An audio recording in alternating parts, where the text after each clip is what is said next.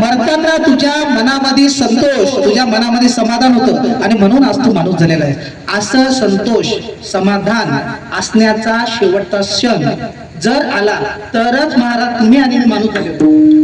मागच्या जन्मी आपणही 100% चिलट, माशी, पाण्यातला मासा, डुक्कर, रानडुक्कर, कुत्रा, मांजर असेच होतो. हे धनाधर इथं बसले सगळे मंडळी. फक्त एवढंच फरक एवढा की साधूला मागच्या जन्मीचा ताला खोलता येतो, आपल्याला खोलता येत नाही.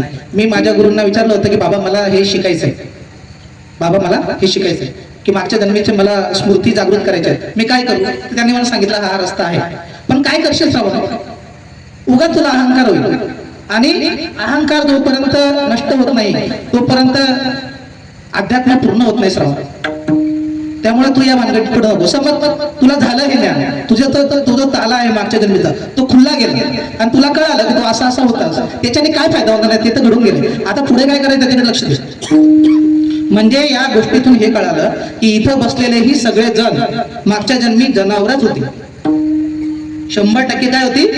जनावरच होती. परंतु मृत्यूच्या समयी असा काही प्रसंग तुमच्या आयुष्यात, माझ्या आयुष्यात, इथे बसलेल्या प्रत्येकाच्या आयुष्यात, प्रत्येक माणसाच्या आयुष्यात आला आणि म्हणून आज ते माणूस झालेले.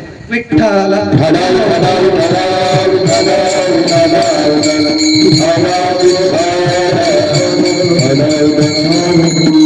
ही गोष्ट सांगण्याचं कारण असं की तुम्हाला माणूस जन्म किती दुर्लभ आहे हे सांगावं.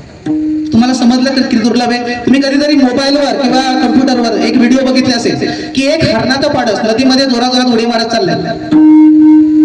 नदीमध्ये हरणीचं पाडस जोराजोरात उडी मारत चाललंय आणि मागून एक मगर धावत येते त्याला पकडण्यासाठी.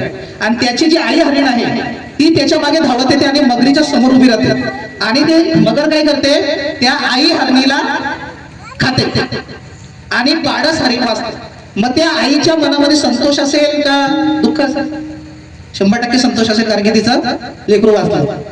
मग असा जेव्हा प्रसंग आपल्या कुणाच्या तरी जनावराच्या आयुष्यामध्ये येतो की त्याच्या मनामध्ये मृत्यू समयी संतोष असतो, तेव्हा तो माणूस होतो. ही कथा गुरु परंपरेने आलेली कथा आहे जी माझ्या गुरूंनी मला सांगितलेली. कथा समजली तुम्हाला? चला विठ्ठल नामाचं भजन करा.